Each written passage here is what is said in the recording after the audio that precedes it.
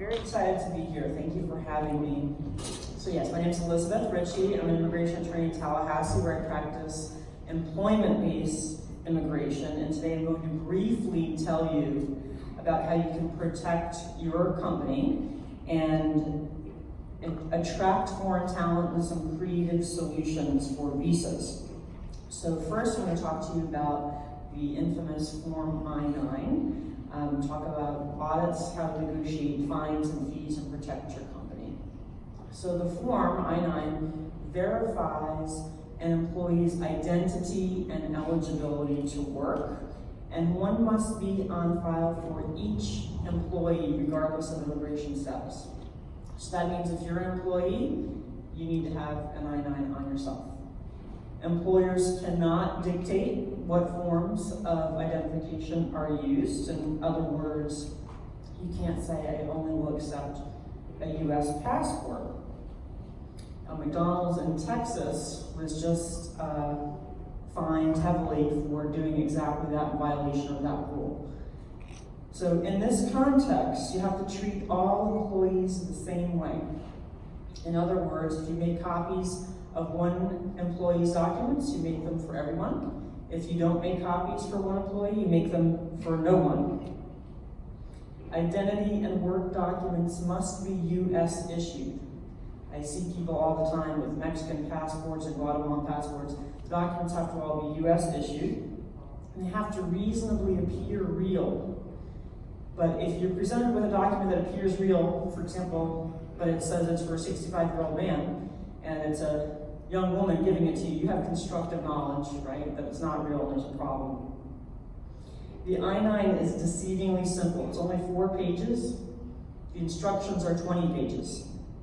So you have to make sure that they're complete.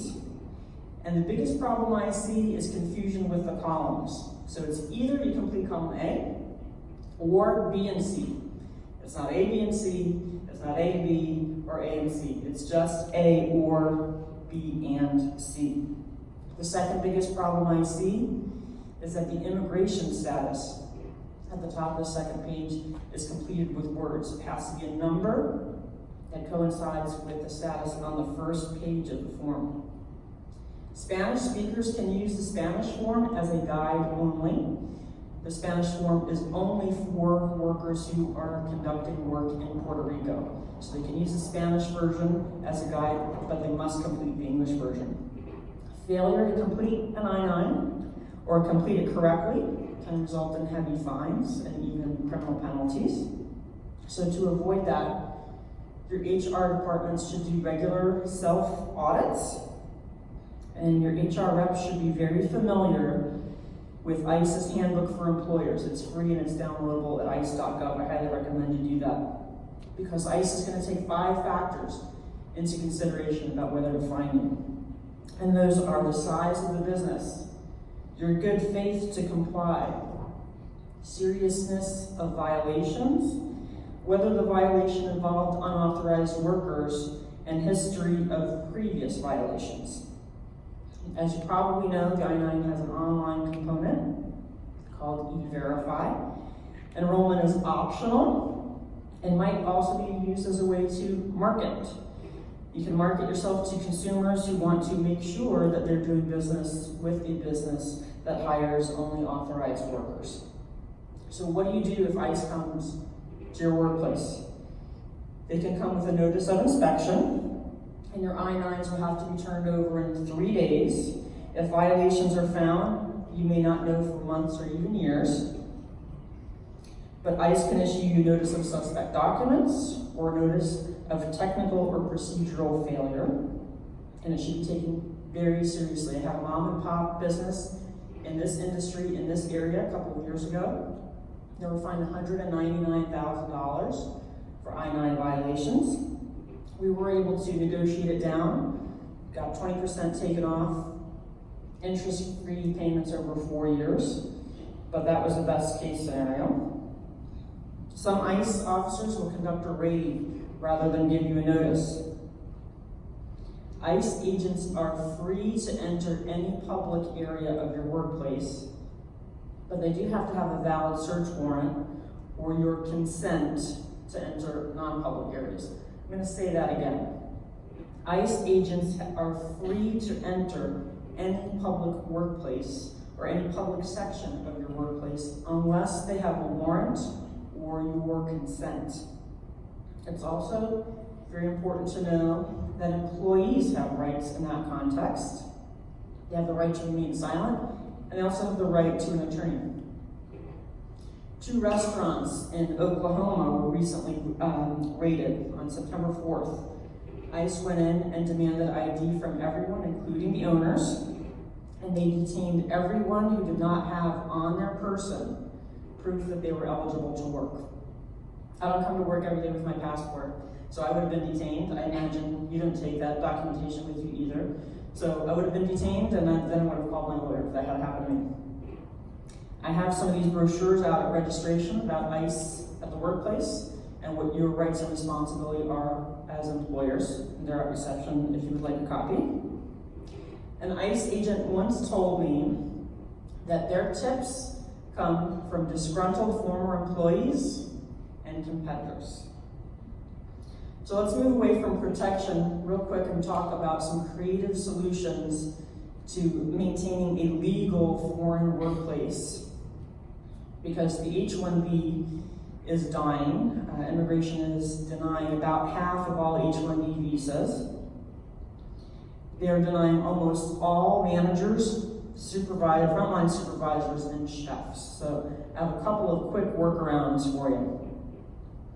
Instead of the H-1B, you should consider the O-1. The O-1A could work for those individuals with expertise in business, where the L-1B could work for those with distinction in the arts, including the culinary arts. If you have a foreign company, branch, parent, subsidiary, joint venture that has employed a worker that you like abroad and you'd like to bring that worker over, they could do so through the L-1A program.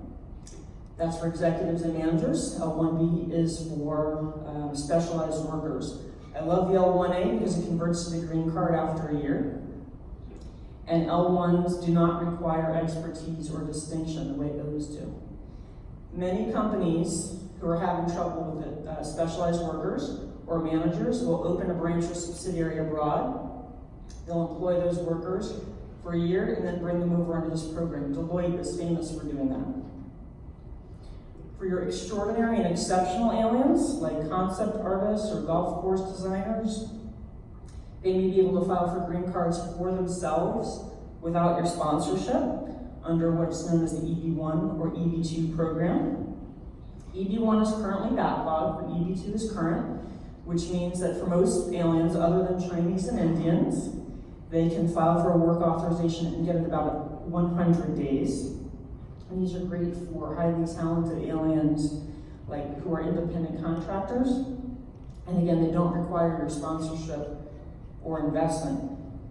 But speaking of India and China, we're seeing a pivot there. If SB 386, which is again up for consideration this week, becomes law, it will halt immigration from all countries other than China and India, which could have profound effects on the hospitality industry, especially in Florida. So my advice to you this afternoon is to have your I-9s correct and complete. You will have one up on your competitors. You can avoid some fines and penalties. I think it's wise to be creative about your solutions, especially for managers, executives, and those with specialized knowledge. And it's also important to be as up-to-date as possible on the political climate and what's going on with immigration, because it can immediately affect not just your company, but your entire industry. I've got some materials out at reception. I don't want to take any more of your time. I appreciate you. Thank you.